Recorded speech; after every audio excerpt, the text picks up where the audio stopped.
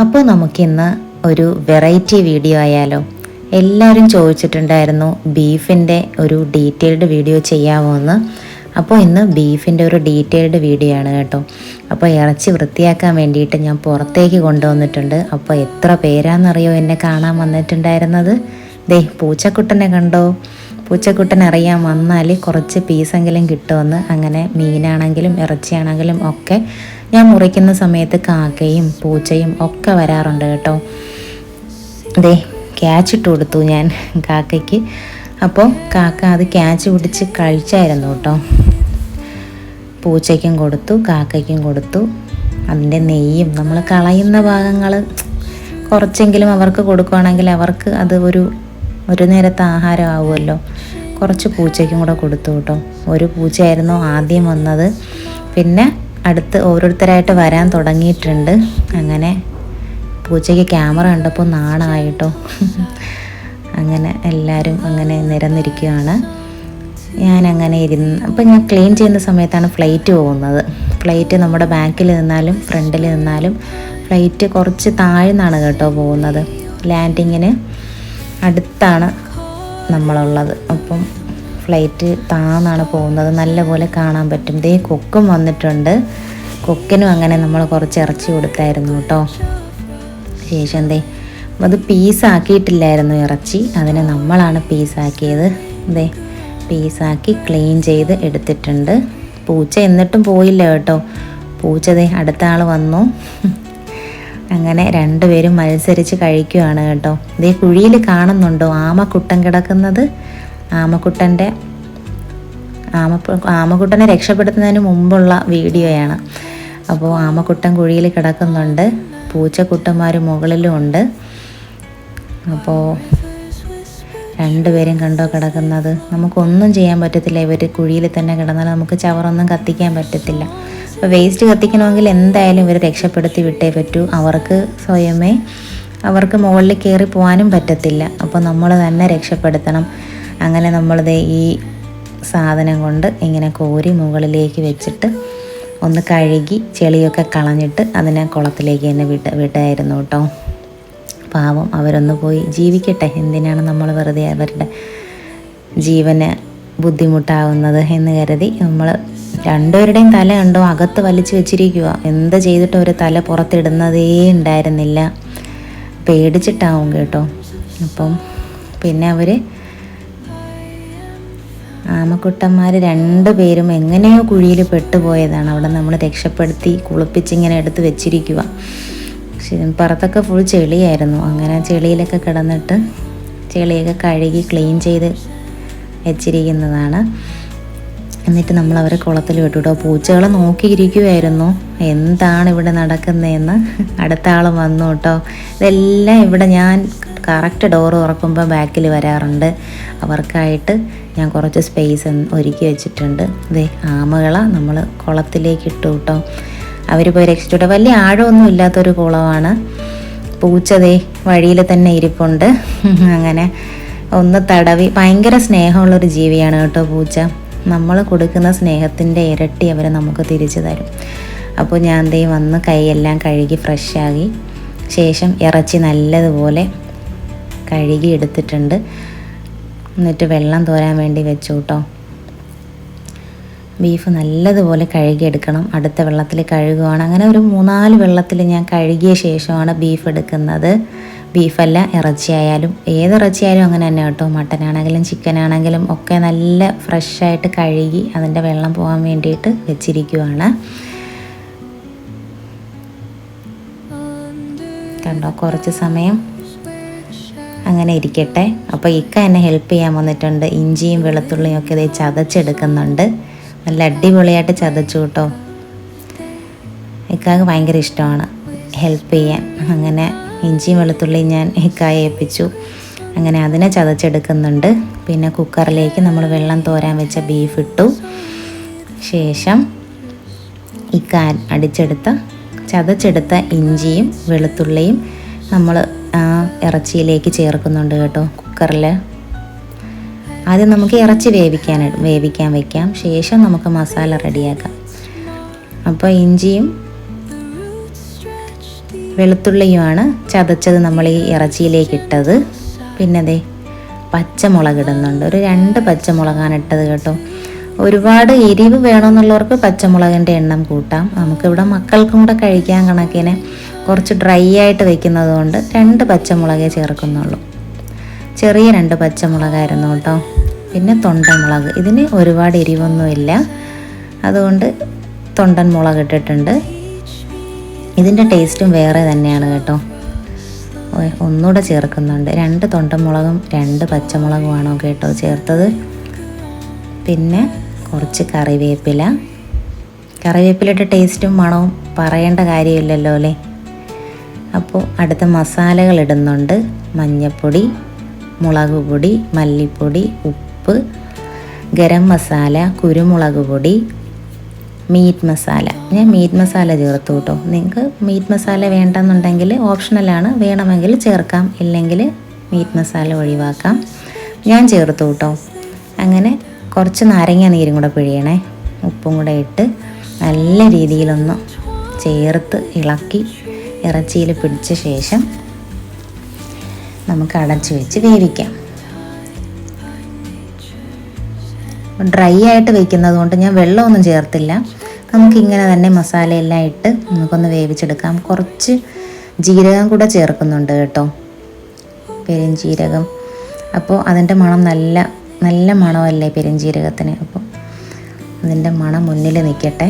അപ്പോൾ എല്ലാം ഒന്ന് നല്ല രീതിയിൽ മിക്സ് ചെയ്ത് നമുക്കിതിനെ ക്ലോസ് ചെയ്ത് അടച്ച് വേവിക്കാൻ വെക്കാം കേട്ടോ. അപ്പോൾ ബീഫ് കറി വെക്കാൻ അറിയാത്ത തുടക്കക്കാർക്ക് ഇത് നോക്കി വെക്കുകയാണെങ്കിൽ നല്ല അടിപൊളി ടേസ്റ്റി ആയിട്ടുള്ള ബീഫ് കറി ഉണ്ടാക്കാൻ കഴിയും. ഒരുപാട് എക്സ്പേർട്ടായിട്ടുള്ളവർക്കാണെങ്കിൽ ഇതിലും നല്ല ബീഫ് കറി ആയിരിക്കും നിങ്ങൾ ഉണ്ടാക്കുന്നത്. ഇതിലിനി എന്തെങ്കിലും ഇൻഗ്രീഡിയൻസ് വേണം, കുറച്ചുകൂടെ ടേസ്റ്റി ആവുമെന്ന് നിങ്ങൾക്ക് അഭിപ്രായം ഉണ്ടെങ്കിൽ നിങ്ങൾക്ക് കമൻറ്റ് ചെയ്യാം കേട്ടോ. അങ്ങനെ ഞാൻ കുക്കർ അടച്ച് ഗ്യാസിലേക്ക് വെച്ചു. അപ്പോൾ അതവിടെ ഇരുന്ന് വേവട്ടെ. അടുത്തത് നമുക്ക് ചട്ടിയിലാണ് ഇന്ന് ബീഫ് കറി വയ്ക്കാൻ പോകുന്നത്. അപ്പോൾ ചട്ടി കഴുകി എടുത്തിട്ടുണ്ട്. ചട്ടി നമുക്കിനി മറ്റൊരു അടുപ്പിലേക്ക് വെക്കാം. എന്നിട്ട് ഇതിനുള്ള മസാല നമുക്ക് റെഡിയാക്കാം. ചട്ടി വെച്ച് ഗ്യാസ് കത്തിച്ചു. ചട്ടി ചൂടായി വരുമ്പോഴത്തേന് നമുക്ക് എണ്ണ ഒഴിക്കാം.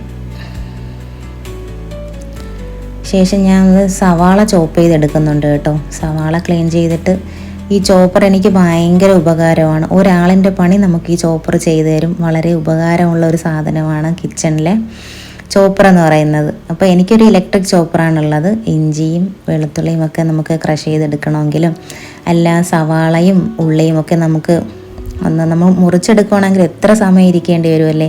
ഇതൊന്ന് ക്രഷ് ചെയ്തെടുത്താൽ നമുക്ക് പെട്ടെന്ന് റെഡിയായി കിട്ടും. നമുക്കൊന്ന് തൊലിക്കുന്ന ബുദ്ധിമുട്ട് മാത്രമേ ഉള്ളൂ. അപ്പോൾ ഞാൻ ചട്ടി ചൂടായപ്പോൾ എണ്ണ ഒഴിക്കുന്നുണ്ട് കേട്ടോ. എണ്ണ ഒഴിച്ചു. അപ്പോഴത്തേനും കുക്കറിൽ വിസിൽ വരാൻ സമയമായിട്ടുണ്ട്. വിസിൽ വന്നു കേട്ടോ.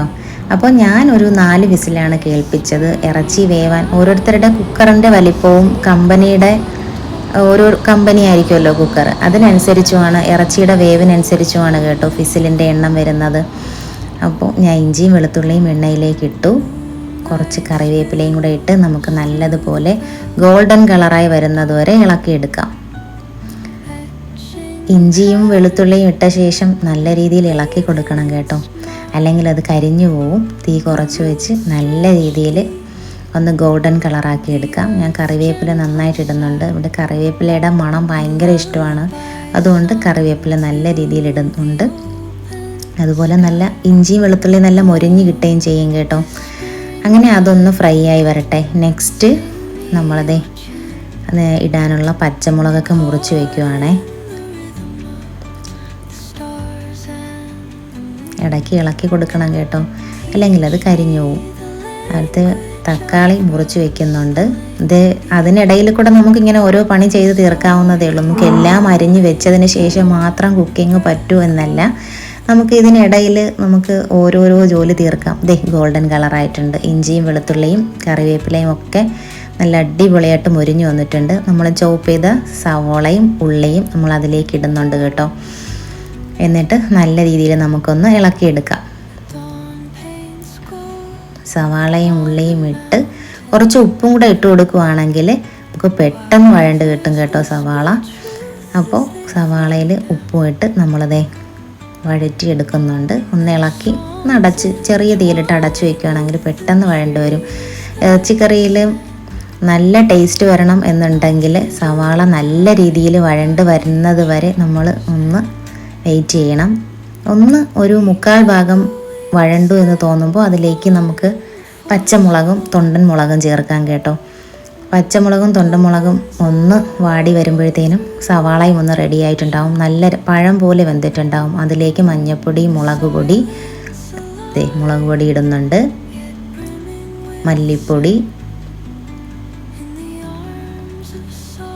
മല്ലിപ്പൊടി ഇടുന്നുണ്ട്. ശേഷം ഉപ്പ് നമ്മൾ ആദ്യം ഇട്ടു, ഇറച്ചിയിലും ഇട്ടിട്ടുണ്ട്. അപ്പം പാകത്തിന് നോക്കിയിട്ട് വേണം കേട്ടോ ഇടാൻ. ശേഷം അത് ഒന്ന് മൂട്ടിൽ പിടിക്കാതെ നല്ല രീതിയിൽ ഒന്ന് ഇളക്കി കൊടുക്കണം കേട്ടോ. ഇതിൽ ഗരം മസാലയും കുരുമുളക് പൊടിയും അതുപോലെ തന്നെ മീറ്റ് മസാലയും ഞാൻ ചേർത്തിട്ടുണ്ടായിരുന്നു. മീറ്റ് മസാലയുടെ മണം ഇവിടെ ഉള്ളവർക്ക് ഇഷ്ടം, അതിൻ്റെ ടേസ്റ്റും വീട്ടിലെല്ലാവർക്കും ഇഷ്ടമായതുകൊണ്ട് ഞാൻ മീറ്റ് മസാലയാണ് ഈ ചേർക്കുന്നത്. മീറ്റ് മസാലയുടെ ഫ്ലേവർ വേറൊന്നും തന്നെയാണല്ലേ, നല്ല മണമാണത് ചേർക്കുമ്പോൾ. പിന്നെ ഗരം മസാലയും കുരുമുളകും എല്ലാം കൂടെ ഇട്ട് ചേർത്ത് നല്ല രീതിയിലൊന്ന് ഇളക്കി കൊടുക്കുന്നുണ്ട്. മസാലയാണ് അടിയിൽ പിടിക്കാൻ ചാൻസ് കൂടുതലാണ്. അപ്പോൾ മസാല ഇട്ട ശേഷം നല്ല രീതിയിൽ ഇളക്കി എടുക്കുക. അപ്പോൾ ഞാൻ നല്ല രീതിയിൽ ഇളക്കി എടുത്തിട്ടുണ്ട്. അപ്പോഴത്തേനും നമ്മുടെ ഇറച്ചി വെന്ത് വരുന്നുണ്ട്. വിസിലൊക്കെ കഴിഞ്ഞ് ഞാൻ ഓഫ് ചെയ്തിട്ടായിരുന്നു. അപ്പോൾ അതേ കണ്ടോ, വെള്ളമൊന്നും ഇല്ലാതെ നല്ല ഡ്രൈ ആയിട്ട് നമ്മുടെ ബീഫ് റെഡിയായി വന്നിട്ടുണ്ട്. അപ്പോൾ നമുക്കടുത്ത് മസാലയിലേക്ക് കുറച്ച് പച്ചമണം ഒന്ന് മസാലയുടെ മാറിക്കഴിഞ്ഞാൽ നമുക്കതിലേക്ക് തക്കാളി ഇടാം. തക്കാളി ഇട്ടാൽ തക്കാളിയുടെ വെള്ളം അതിലേക്ക് ഇറങ്ങുമ്പോൾ മൂട്ടി പിടിക്കത്തില്ല കേട്ടോ. തക്കാളി നമ്മൾ ഇട്ടിട്ട് കുറച്ച് നേരം ഒന്ന് അടച്ചു വെച്ചു. അപ്പോൾ നല്ലതുപോലെ അത് വെന്തു കേട്ടോ. അതിന് ഞാൻ നല്ല രീതിയിൽ ഉടച്ചതിൽ കൂടെ ചേർക്കുന്നുണ്ടായിരുന്നു. ശേഷം മസാല എല്ലാം ഒന്ന് റെഡിയായപ്പോൾ അതിലേക്ക് ഇറച്ചി ഇടുവാണ്. കുക്കറിൽ നിന്നും ചട്ടിയിലേക്ക് ഇറച്ചി തട്ടി കൊടുക്കുന്നുണ്ട്. ഇക്ക ഹെൽപ്പ് ചെയ്തു കേട്ടോ. കുക്കറിൽ നിന്ന് അങ്ങനെ വീഴുന്നില്ല പെട്ടെന്ന്. അങ്ങനെ ഇക്ക കുറച്ച് സ്പൂൺ കൊണ്ട് ഇങ്ങനെ നീക്കിയിടുന്നുണ്ടായിരുന്നു. ബീഫ് കണ്ടപ്പോൾ തന്നെ നല്ല സോഫ്റ്റ് ആൻഡ് ടേസ്റ്റി ആയിട്ട് തോന്നുന്നുണ്ടോ? നല്ല അടിപൊളി ടേസ്റ്റ് ആയിരുന്നു കേട്ടോ. അപ്പോൾ അതെല്ലാം ഒന്ന് മിക്സ് ചെയ്ത് നല്ല രീതിയിലായിട്ടുണ്ട്. എന്നിട്ടൊന്ന് ഉപ്പ് നോക്കണം കേട്ടോ. ഇതിന് ഉപ്പ് എന്തെങ്കിലും കുറവുണ്ട് എന്നുണ്ടെങ്കിൽ നമുക്ക് കുറച്ച് ഉപ്പ് ഈ സമയം ചേർക്കാം. ഉപ്പ് കറക്റ്റാണെങ്കിൽ ഓക്കെയാണ്. നല്ല രീതിയിൽ മിക്സ് ചെയ്ത് ഇളക്കി കൊടുക്കുന്നുണ്ട്. ആ ഇറച്ചിയുടെയും മസാലയുടെയും ഒക്കെ ടേസ്റ്റ് പരസ്പരം പിടിക്കുന്നതൊരു നല്ല രീതിയിലൊന്ന് മിക്സ് ചെയ്യണം കേട്ടോ. അതായത് ആ മസാലയിലുള്ള ടേസ്റ്റ് നമ്മുടെ ബീഫിലേക്കും വരണം, ബീഫിൻ്റെ ആ ടേസ്റ്റ് മസാലയിലേക്കും ഇറങ്ങണമല്ലേ. നമ്മൾ ഒരുപാട് വെള്ളമൊന്നും ചേർത്തിട്ടില്ല, ഡ്രൈ ആയിട്ട് ഉണ്ടാക്കിയതുകൊണ്ട് നല്ല രീതിയിൽ മിക്സ് ചെയ്ത് അവസാനം കുറച്ച് മല്ലിയിലയും കറിവേപ്പിലയും ഇട്ട് ഒരു 5 മിനിറ്റ് അടച്ചു വെച്ച് നമുക്ക് ലോ ഫ്ലെയിമിൽ വയ്ക്കാം. ലോ ഫ്ലെയിമിൽ വെച്ചാൽ നമുക്ക് ചെറിയൊരു മണം കൂടെ അതിന് കിട്ടും, മൂട്ടിൽ പിടിക്കത്തില്ല. അടിപൊളി ടേസ്റ്റി ആൻഡ് ഹെൽത്തി ആയിട്ടുള്ള ബീഫ് കറി ഇവിടെ റെഡി ആയിട്ടുണ്ട്. അപ്പോൾ നിങ്ങൾക്ക് ഇഷ്ടമായിട്ടുണ്ടെങ്കിൽ നിങ്ങൾ ട്രൈ ചെയ്യുക, നിങ്ങളുടെ ഫീഡ്ബാക്ക് എന്തായാലും അറിയിക്കുക. അപ്പോൾ നമുക്കിനി നെക്സ്റ്റ് വീഡിയോയിൽ കാണാം.